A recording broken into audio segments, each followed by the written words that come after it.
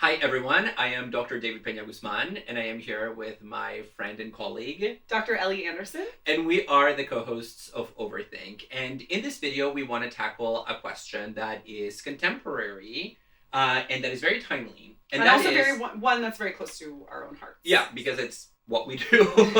And that is, what is public philosophy? So Ellie, where should we begin thinking about this question of philosophy that is public? Yeah, so I will talk throughout the conversation about how we're conceiving this both in the abstract and also in the concrete as people who make a podcast and also have this YouTube channel. But I think for me, a helpful place to start was, as I was just doing a little bit of research on this, a 2013 report by the Kettering Foundation written by Sharon Megan, which talks about what public philosophy is and also what it could be like in the future. And Megan says in the report that the reason for the term public philosophy is that this is a term that a lot of disciplines use to talk about their work that is meant for people outside of the discipline itself. So you have public sociology, for instance, that's one of the examples that gets used. And so public philosophy is philosophy that is done outside of the boundaries of a university, college, or professional meeting, right? It's not what we do at conferences. It's not what we do when we write books that are for academic presses for other philosophers. It's not what we do when we teach students in our college classrooms. And so when I'm using that terminology, I think the implication is that non-public philosophy is what happens at universities and colleges. And of course, like you and I have a pretty expansive conception of philosophy, but that's a helpful working way of thinking about it, right? Philosophy is a discipline that one finds at colleges and universities. This is what happens when that discipline kind of takes itself beyond that. But of course, there are some sort of weird things about this term, some problems with it. With public specifically, or? Yeah, with public philosophy. So one of the things that Megan mentioned, so actually maybe we can, before I say the thing about potential problems, maybe we should just like list a few forms of what I think are commonly accepted public philosophy. Yeah, so and maybe some traits also, because I mean, you talked about how it is intended for people outside of the discipline and how it itself takes place outside of the traditional spaces, like the university and the classroom associated with philosophy. But I do think there are other characteristics of public philosophy that define it. For instance, I do think there is a difference in content, in just the kinds of questions that public philosophers tackle. Okay. And that might be a function of it being directed toward a particular audience. But also there is a question of style, how you write and how you speak. So you change your voice, I think, when you move into a public philosophy space to some degree. There is an adaptation. When we're recording the podcast, I'm like, David, you're in your professor voice. Yeah, let's restart that. Yeah, we have our professorial voice, we have our friendly voice, we have our podcast voice. Yeah. Sometimes we also, when we break in the middle of the podcast, we're like, wait, are we saying that in podcast voice or not in podcast voice? Yeah, but podcast voice versus non-podcast voice is us in our capacity as hosts of Overthink, and us as our capacity as individual people being like, oh, I think I made a mistake, let me restart that claim again, right? So that's not the difference between us as public philosophers versus philosophers. I mean, but let's also be honest. We don't always talk to each other like we do in the podcast. Oh, no, I'm acknowledging that. I'm just saying that it's a different distinction between public philosophy versus philosophy when we're like in podcast voice or out of podcast voice. Anyway. Yeah, and then the biggest distinction, I think, is the platform. How you deliver that philosophy to its intended audience. And that's where then we can talk about some of those examples, because of course podcasting is a major new form, a new medium for the delivery of philosophical content to people. YouTube, obviously, but also the rise of what now sometimes gets called the pop publishing industry, where you have pop psychology, pop philosophy, books and articles that are geared not towards experts, but towards the vulgarization of ideas. And vulgarization, I don't mean in the sense of like trying, it has a negative connotation in English, but, but it just means the spread. I just mean it as the dissemination of ideas. That's a better term. Okay. Yeah. So you mentioned podcasts and video content. I think that's like very true. And I think this is part of why we're seeing such a proliferation of what's known as public philosophy. Nowadays, there's a public philosophy network. A lot of professional organizations within the discipline of philosophy are trying to expand their public reach. A lot of us as individual professors are seeking to have some sort of public discourse too. We should also for sure add blogs. I know those are maybe a little bit passé, but they do still exist. Or the more like current version of blogs, which is Substack. Yeah, so there are a lot of people who have Substacks. There are people who write articles for online magazines or, non-academic journals. Yeah. I've certainly done that. You have done too. There are what are known as trade books. So in that sort of pop philosophy term that you just used, which I think gets vilified a lot, but the technical term is like trade books if you're writing a book. Yeah. So a book that is meant for a non-specialist audience. Yeah. Yeah, and I mean, so you have then I would say even two kinds of public philosophy. Yeah. Right now we've been talking about the main one, which is delivering philosophy to people who are not its usual addressees or recipients. In the present day, under the current conditions of the university system. But then I also see under the banner of public philosophy efforts to publicize philosophy to communities that typically have been excluded from philosophy. So recruitment efforts to bring philosophy to high schools.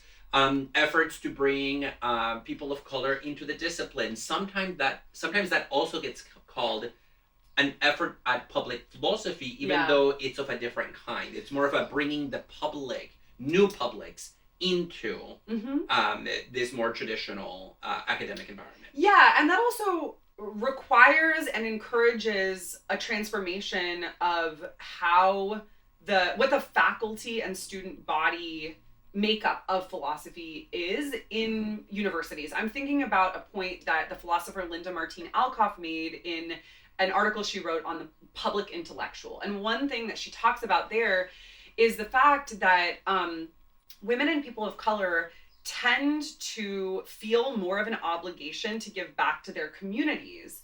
And because universities don't really value public-facing work, that can manifest in these people who are already wildly underrepresented in academic philosophy, leaving the discipline because they feel like they're not giving back enough. And so she suggests that in order to retain more people who have been underrepresented in philosophy, or people from underrepresented groups in philosophy, it's incumbent upon the university to value public philosophy more. And also, if and when we do that, that will encourage people to see themselves as potentially, students or experts in philosophy too, kind of going off of what you were just saying. Yeah, and I mean, this is a live question. What counts as philosophy in these institutional spaces where there are rules, especially when you're thinking about things like tenure and promotion criteria, where what gets counted as doing philosophy or as producing philosophy is not public philosophy. It usually, I guess the opposite of public philosophy might be private philosophy, which is a really yucky term. But in some ways, I think we could use that term with a critical intent to say, yes, a lot of what we do is private as philosophers, both in the sense that it is kept from the public just by its means of dissemination, like journals that nobody has access to because they're behind paywalls, because it's happening in universities where you have to pay in order to be a student. So it's private in the sense of privatized, but it's also private in the sense that it is kept hidden. And the two kind of go hand in hand. Yeah, and I do think that there is some reason for that in some cases. Certainly the economic structure of universities is not something I want to defend. I think a lot of work needs to be done there. But one thing I want to come back to a little bit later is the difference for us between public-facing work that we do and more academic work that we do, whether we want to call that private or not, because I think there is some validity and importance to that distinction. So let's kind of put a pin in that to come back to. I mentioned earlier that there were a few reasons why some philosophers in the Kettering report were uncomfortable with this term public philosophy. So I just want to kind of come back to that and share with you what those were. And then let's talk more about what you were just mentioning in terms of the like the actual structure of what these different kinds of work look like, and then maybe that'll be a chance for us to talk like personally too. Okay. So one of the concerns that was raised by philosophers who were interviewed for the Kettering report is this need to specify that public philosophy is not about publicity or celebrity.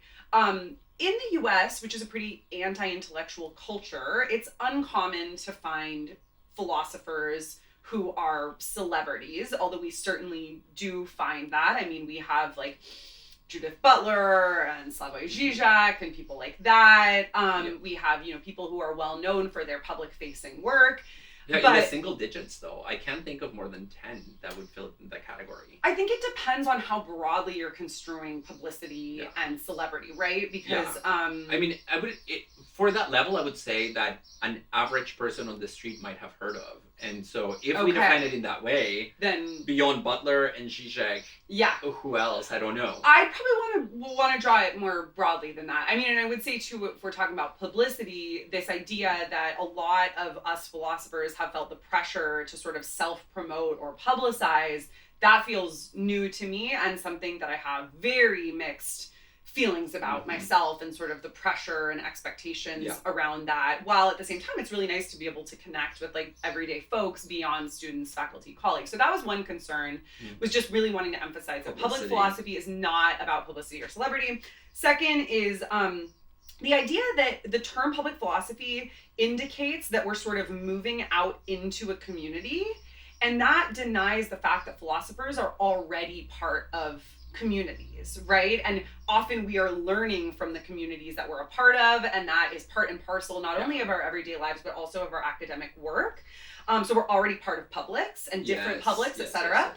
And then the third concern is that we shouldn't be thinking about public philosophy as service learning, namely as the application of theories that have been sort of cooked up in these academic, I was going to say greenhouses, but now that I'm just mixing my metaphors, let's say laboratories, and then disseminated among the public, right? It's not just like, now we get to tell you guys all the good ideas we have. And I think that's definitely not all of public philosophy. I do think getting to share ideas, getting to publicize ideas that were, that have come up in public philosophy, that have come up in academic philosophy. I think that stuff's awesome. That's frankly a lot of what we do on our podcast is like, you might think about reputation, but have you thought about like what Thomas Hobbes might say about reputation? But it's obviously a lot more than that too. Yeah, so I mean, I like these concerns because I think there is this hype around bringing philosophy into the public square. And when that hype takes over, we can miss some of what is lost in the transition and some of the costs that transition demands. So, for example, I think that it is right to say that public philosophy is not about fame. I think it's partly false, however, to say that it's not about publicity. And the reason for this is because the Italian philosopher Carlos Cellucci, who has written about public philosophy, he says, look, the reason that we even have this term to begin with is because philosophers are freaking out about their sense that we've lost relevance, that we have become irrelevant. And so public philosophy does grow out of this need or desire to suddenly become relevant again. And that is a kind of publicity, even if maybe it's different than the kind of publicity that is associated with fame and celebrity status. And so I kind of agree and disagree with that point. Okay.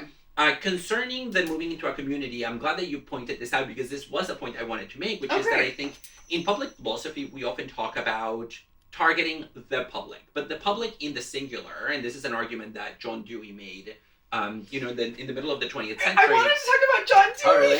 He's such a classic public philosopher. Anyway. He is. And he says there is no such thing as the public. There are publics in the plural.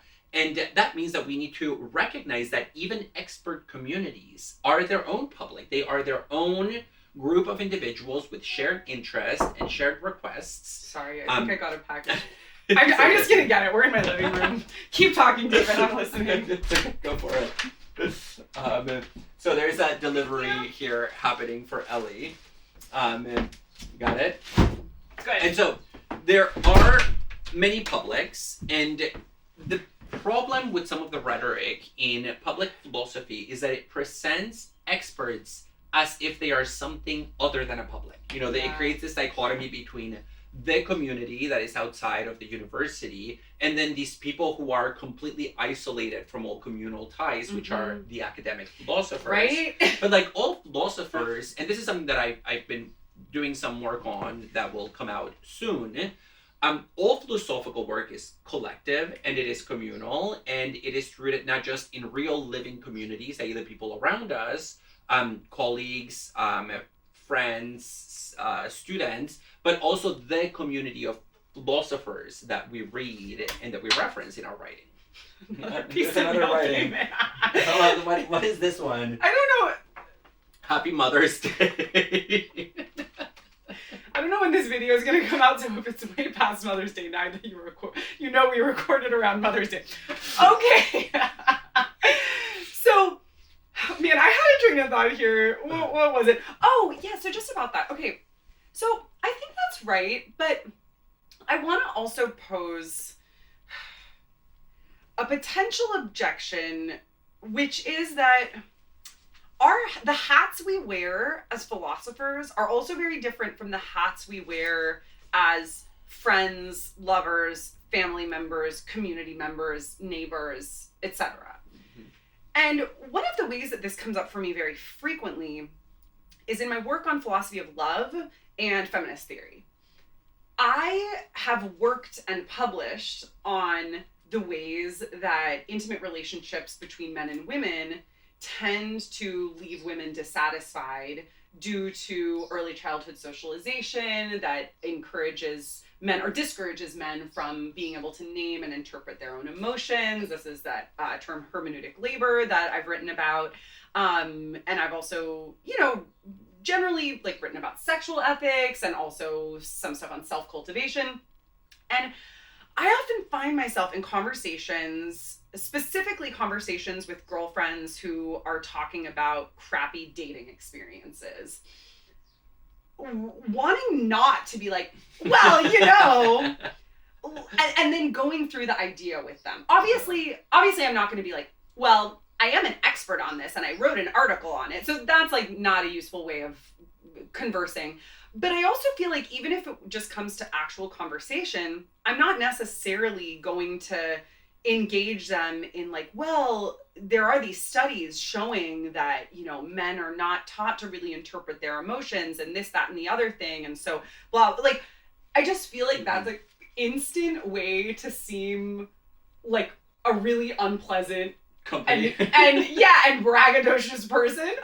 And so, I think that's just a way that I would say, sure, philosophy is done communally in certain respects. And part of my reasons for developing these theories first came out of conversations with girlfriends. But now, when I'm having those conversations, I also feel like there's a way that I tend to hold myself back from bringing those things up. Or even if it's not my area of expertise, I'm not going to be like, David Hume said such and such in this one treatise when I'm at a dinner party with people. I think we've talked about this somewhere else too, maybe in our intellectuals episode. But anyway, so that's just one thing I would say in response to what you just said. No, I think so. You're right, and I think this points to the limits of bringing philosophy outside of those traditional spaces, right? That some of the norms that apply to philosophical thinking and philosophical production, specifically in the more traditional sense, for instance, you have to be citational, you have to cite your sources, you have to reference articles or studies, you have to mention your influences. It's not something that you can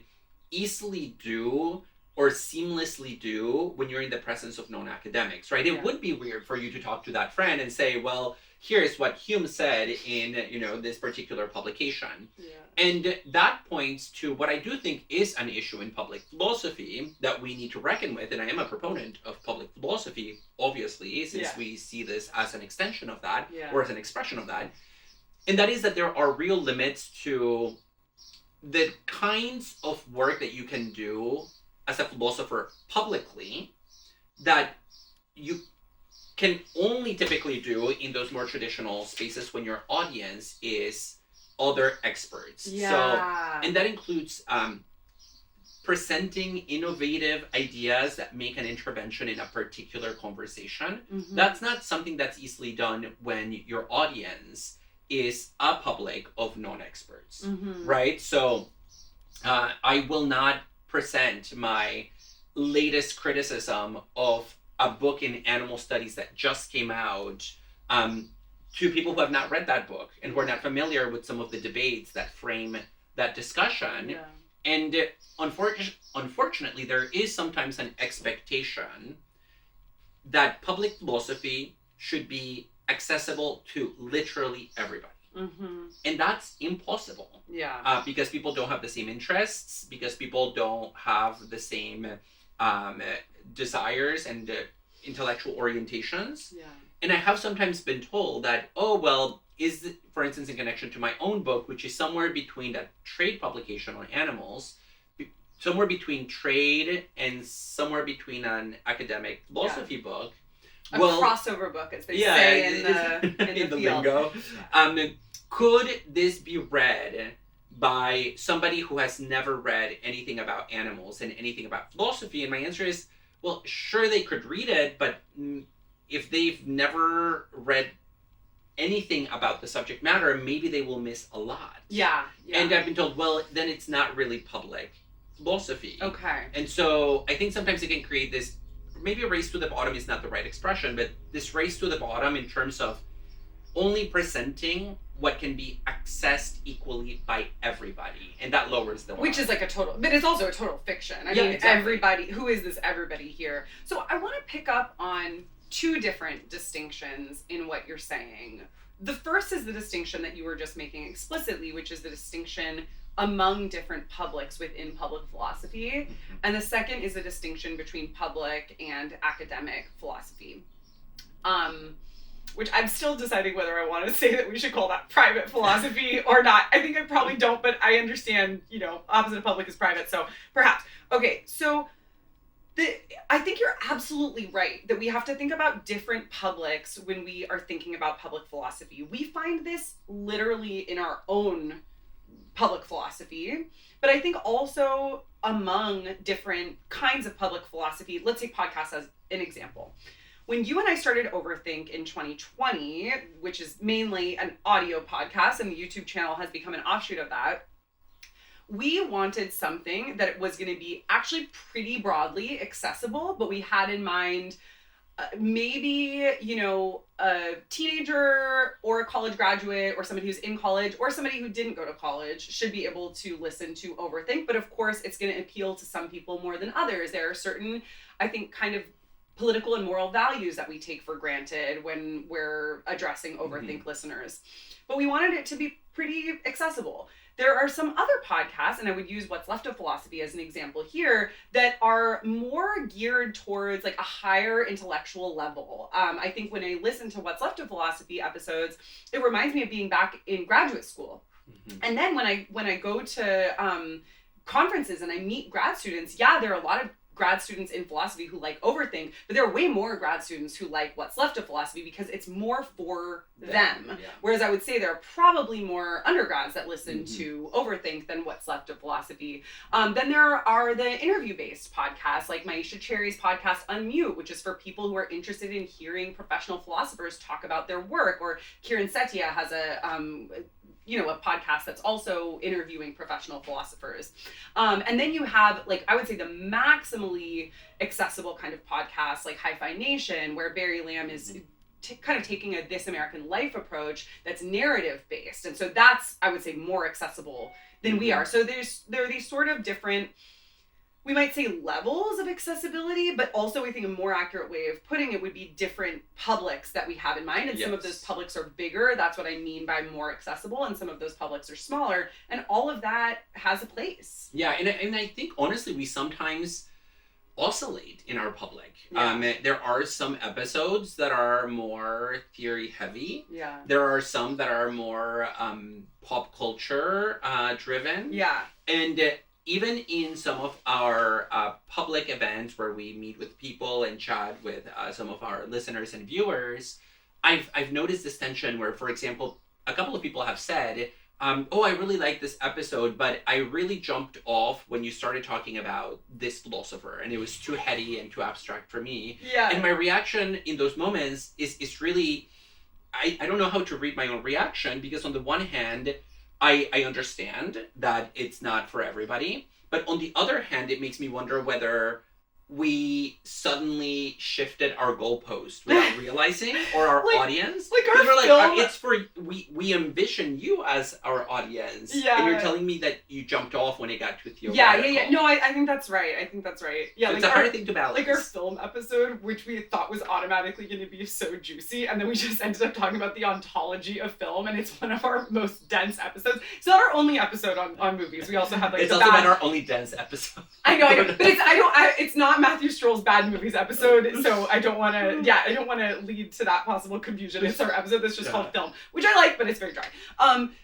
So I think that does lead to some questions. I lost my train of thought here. I'm gonna try and regain it. I'm now like thinking about something else. Well, no, but maybe I'll go back to this idea of private, because you don't like it. It is the opposite of public, and I threw it in kind of sporadic, just like on the spontaneously in the moment. But now I'm beginning to think that there is a real critique there of philosophical practice in the present that is maybe not explicitly articulated by this movement of public philosophy, but it would be if it leads us to conceive of this other kind of philosophy as private.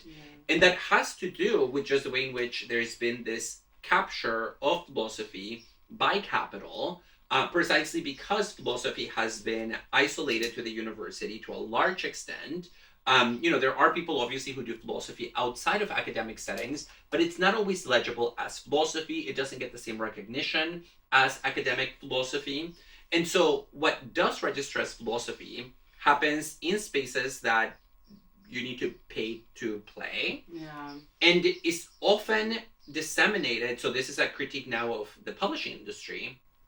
Most of us as philosophers who are professionals, we do our research, we write articles, and then we give them for free to publishers who make money off of it and then charge for access to the research that we conducted. Yeah. So most of the research is not really accessible to a public, even if that public were to be interested. Although a lot of us just post our articles online informally. And there is a legal question about that, right? Sometimes it's a little bit ambiguous whether I, who wrote this article, have the right to publish it or to share it online because I've given the copyright to somebody else. Yeah, I mean, I don't want to dispute your analysis of the sort of exploitation of the publishing industry. I just will say, though, I think it's a little bit of a misleading claim to say that we're not paid for our articles in academic journals, because we're not in actual money, but those of us who have salary jobs are, in the sense that it's kind of factored in. So the salary that I get from Pomona, it's part of my job description to publish in journals. Yeah. And so part of my salary, it's not as though it's like clarified how much, but in order to keep that job, I need to be publishing in peer-reviewed journals, which implies that it is part of my salary. So I just want to also note that means that there's a big difference between those of us who, quote, do get paid in that sense for publishing in peer-reviewed journals, and contingent faculty members who only get paid, especially in the case of adjuncts, who get paid to teach individual classes, but who, if they want to be competitive in the field, still do have to do research, but they're not paid for that. So I think some of us are paid for peer-reviewed journal articles and others of us are not, and it's like a feature of the exploitative nature of our discipline, which really needs to change how it has this kind of class system of academics in order to mitigate that. Yeah, so I mean, I agree and I disagree with you. I agree because we do not want to blur that distinction between tenured stream and non-tenured faculty. There is a huge difference. And the distinction is not a distinction of merit. It's just a distinction of luck and like messed up social conditions, etc. Yeah, and so that is true. I still do think that the research that we do is not factored into our salary in the same way, in the sense that you get paid more if you publish more and you get paid less per year. In fact, you could go a whole year without, especially once you have tenure. Yeah. You can go for years without publishing anything. That's true. Once you have tenure, it's over. That's so foreign to me. It's your situation. The reason that I still want to apply this notion of privatization and exploitation to the category of philosophical research is just simply for Marxist reasons, that we are producing something that creates surplus value, like this article that other people will pay for and that will create profit. None of that profit that it generates ever goes back to us in the case of articles. Yeah. It goes to fair. Kind of these mega publishers like Elsevier, etc.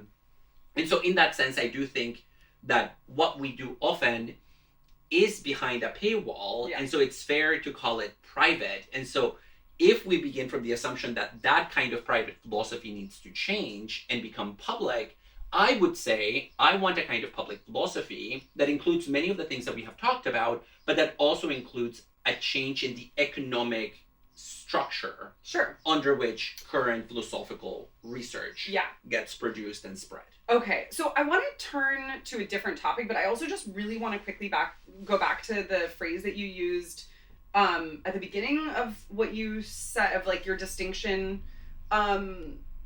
between these kinds of peer-reviewed journals that we're submitting to, but you also said there was this other thing of pay to play, and I just didn't know what you meant by pay to play. Like you have to pay in order to read the articles, right? Like if your neighbor wants to read your article, they have to pay to access it. And if somebody wants to take your class at Pomona, they have to pay. Oh, I thought you were saying that we had to pay to play. Sometimes that's also true. But I just was wondering what you meant by that. So I didn't mean that we have to pay to play, although there is the rise of the cost of publication being shifted onto academic, sometimes like predatory journals. So that does exist, but that's not what I meant. If you have to pay to submit to a journal, you should not submit to that journal.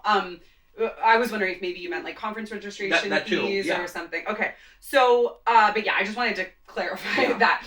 We're not like paying to get our articles published. And even in pay-to-play journals, I get it. Yeah. How much did you pay for that from a big labor? Right?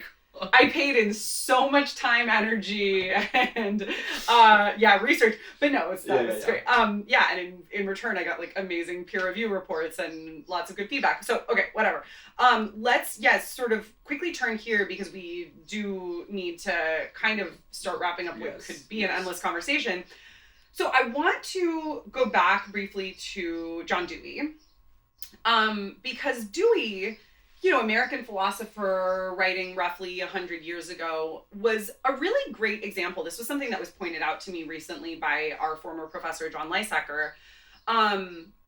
He was a great example of a public philosopher in the sense that he wrote for different publics and for different audiences. So he had a series of articles in places like the New Republic that were meant for a wide audience. He would give public lectures, he would write books that were for a general audience, but he would also write texts that were meant more for academic philosophers. And so he was straddling all of these different things. And the reason that Lysacker brought this up to me is because I was talking to him about some of my own, recent feelings about this. And I just want to go back to this idea of whether public philosophy is publicizing philosophical ideas and or actually doing philosophy, because I would like to say that it's both. I think a lot of times people want to say, public philosophy is really only public philosophy if you're doing philosophy in and with a public. And I think that doing philosophy in and with a public is really important. But I would say if we look at most of what we've done as public philosophers, it's more the former. Like my lecture videos, which, you're doing more and more of too, short lectures introducing ideas from thinkers that are challenging to read on your own, that are meant to be, sort of companions to reading it. So I would say that's a really obvious example. Our TikTok has a lot of book recommendations, right? So we're just like, you probably haven't heard of this. And I just want to say that I feel like that's really important too. And that's actually the way of doing public philosophy that has made the most sense to me in my career up to this point. Maybe in the future I'll get to the point where I'm capable of actually, doing that rigorous work in my public work, but that hasn't happened yet. Yeah, I agree with you. Although I would say that sometimes we do a little bit of that. For instance, we ask on social media for people to give us ideas for topics, to give us recommendations of what to read. So yeah, but that's not what I'm talking. That's them just sharing, like, you should do this. It's not having a genuine conversation. No, that's what I mean. It's very minimal, but there is a kind of interaction where it's not just unidirectional, 100%. What I would say is that the other kind of public philosophy, the one where you are working with a community and you are producing collaboratively, sort of in a shared voice, from the perspective of a we, I think we need to be also very honest about the difficulties that entails. Yeah. And the difficulties come, from identifying that community and who its spokespeople will be, who will be a representative of that community. What it means for a philosopher to settle themselves into that community and occupy a role in it, especially if they were not a member of it already.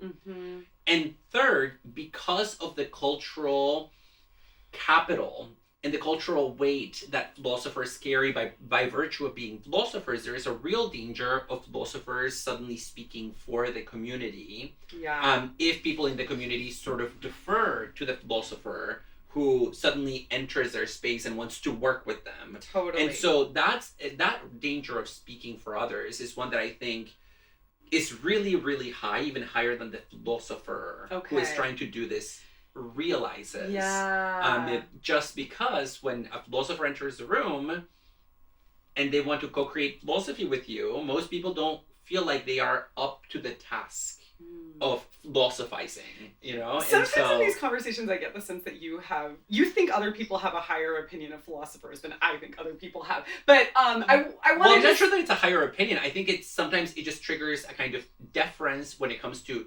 intellectual debate. Yeah, I experienced that, I feel like, less. I don't know. Maybe it's because I'm a woman and they're just like, we know better than you. But yeah, in any case, I want to just amplify the point you just made by saying that versions of this came up quite a bit in the Kettering report, actually. So some of the directives that Megan ended up making on the basis of this report were, one, that philosophers should not treat themselves as experts when doing public philosophy.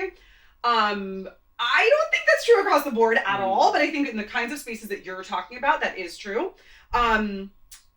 I really like expertise in a lot of ways, but, not the best when you're like fully trying to have a conversation. Or, I will say, when going back to my example of being at brunch with girlfriends, like, I'm not going to show up as an expert in that conversation. Show up in full regalia for a cocktail. I can't afford my regalia.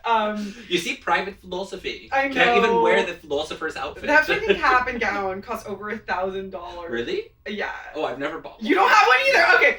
Anyway, another one is that philosophers must be collaborative and interdisciplinary in these public philosophy spaces. Fully support that. I think interdisciplinarity is crucial for good philosophy, both in academic and outside of academic spaces. Also way harder than I think people realize. Yeah.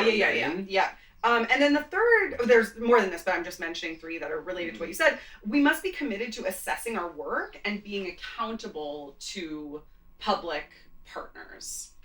Well, and I think this notion of accountability to public partners and also the withholding of one's status as an expert highlights the fact that once you're doing this kind of public philosophy where you are co-creating with others, you are doing politics in a much more explicit sense because you're navigating different shareholders, different interests, and an asymmetrical distribution of power, whether that is economic power or just epistemic sort of capital.